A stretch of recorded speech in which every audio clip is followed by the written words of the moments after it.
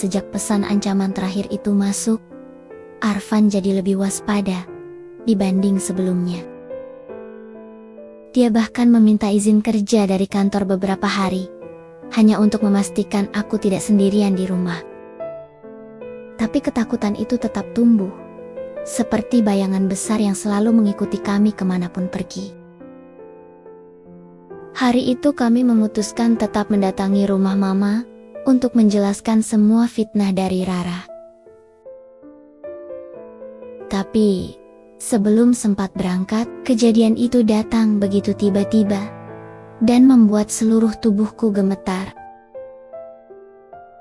Pukul 2 siang, saat Arfan sedang memanaskan mobil di garasi, aku membereskan tas di ruang tamu. Tiba-tiba bel rumah berbunyi keras.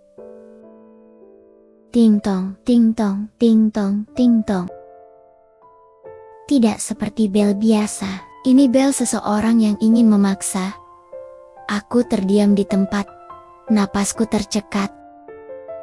Arfan mendengar suara itu dan langsung keluar dari garasi. Sayang, jangan buka dulu. Aku mengangguk. Tapi kemudian bel itu berhenti tiba-tiba, digantikan suara ketukan keras di pintu. Tok, tok, tok. Aku merasa lututku melemah. Arfan berjalan perlahan ke pintu, mengintip lewat lubang kecil. Wajahnya langsung berubah pucat. Aku tahu tanpa dia berkata apapun, Rara. Arfan tidak membuka pintu. Pergi, Ra. Dari balik pintu terdengar suara tawa kecil. Sangat pelan, tapi sangat menusuk. Van, bukain sebentar, kita harus bicara. Arfan mengepalkan tangan. Pergi, atau aku laporin kamu. Rara terdiam sejenak, lalu terdengar suaranya lebih lembut, tapi mengerikan. Kamu pikir aku takut? Lalu tiba-tiba suara pukulan keras menghantam pintu. Dewa, aku terlonjak mundur, sambil menutup mulut menahan jeritan. Arfan mendekapku cepat, memeluk bahuku. Tenang, aku di sini, katanya. Meski aku bisa merasakan tubuhnya sendiri sedang tegang. Pukulan kedua datang, lebih keras. Duar, Van, Rara berteriak. Kamu keluar, sekarang juga. Tetangga mulai keluar rumah satu persatu, memperhatikan dari jauh, tapi tidak ada yang berani mendekat. Arfan akhirnya menelepon seseorang dengan suara dingin. Halo? Iya, Pak RW.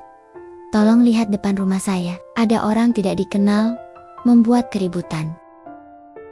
Rara yang mendengar itu, langsung tertawa histeris. Aduh Van, kamu panggil warga? Kamu kira aku malu? Dia menghantam pintu sekali lagi. Aku benar-benar gemetar sekarang. Arfan menoleh padaku. Kamu masuk kamar, kunci pintunya. Tapi Van, masuk, suaranya tegas. Dengan kaki goyah, aku masuk ke kamar dan mengunci pintu dari dalam, tapi suara dari luar terlalu jelas untuk diabaikan. Rara masih menggedor. Van, kita belum selesai. Kamu pikir kamu bisa kabur? Kamu pikir kamu bisa sembunyi? Lalu suara yang membuatku semakin takut. Kamu buka pintu, atau aku bikin kamu malu se-RT. Aku menggigit bibir, menahan tangis. Lalu, suara sandal berlari terdengar. Pak RT dan dua warga menghampiri halaman depan. Suara mereka terdengar jelas. Bu, ibu siapa? Ada apa ini ribut-ribut? Ada masalah apa? Sampai gedor-gedor pintu orang? Rara terdiam sejenak, lalu berkata lantang. Saya tunangannya Arfan. Pak, suami yang tinggal di rumah ini.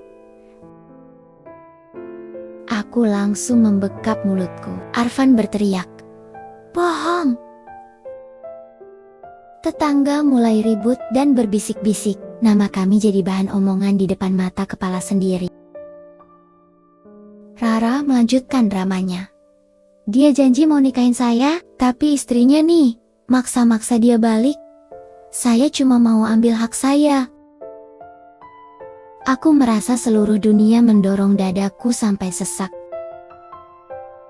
Arfan akhirnya membuka pintu sedikit hanya selebar wajahnya. Bisa terlihat dan berkata tegas kepada warga. Pak, Bu, semua ini fitnah. Dia mantan rekan kerja yang terobsesi. Tolong, jangan dengarkan dia. Rara menjerit, mantan rekan apa? Kita pernah tinggal satu apart. Diam.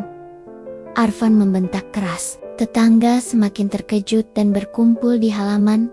Semua mata tertuju pada kami. Aku menyandarkan tubuh di pintu kamar. Rasanya ingin pingsan saja. Pak RT mencoba menenangkan situasi. Bu, kalau ada masalah keluarga, gak bisa begini caranya. Kalau mau, kita mediasi di pos ronda. Rara tersenyum miring. Oh, saya siap banget, Pak.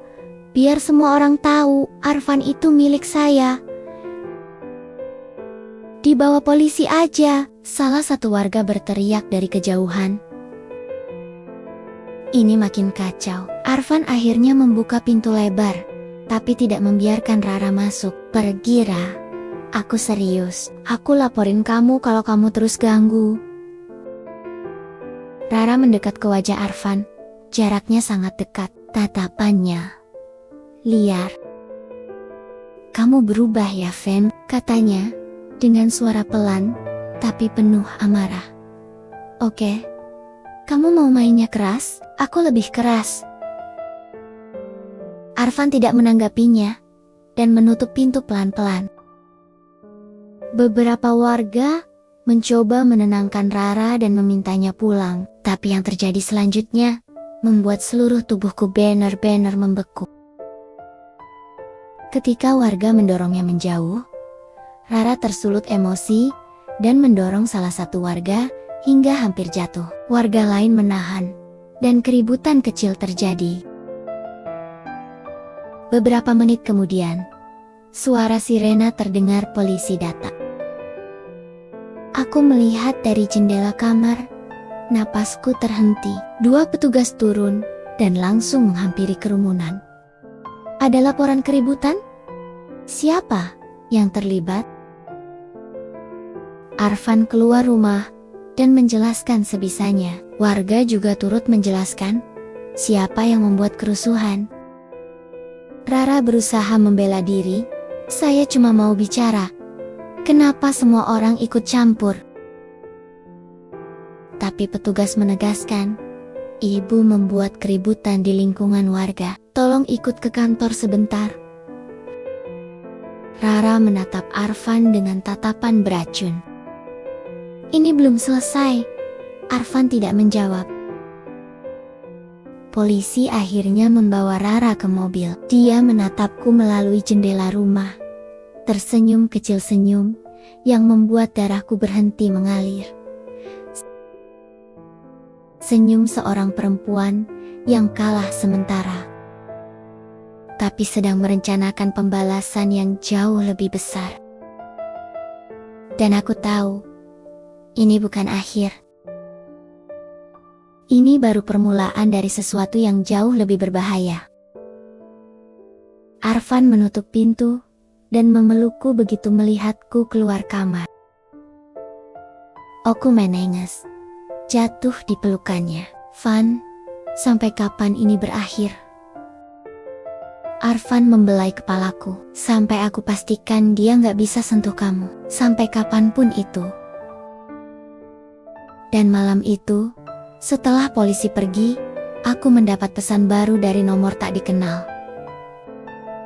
Satu kalimat saja. Terima kasih sudah mempermalukanku. Sekarang giliranku.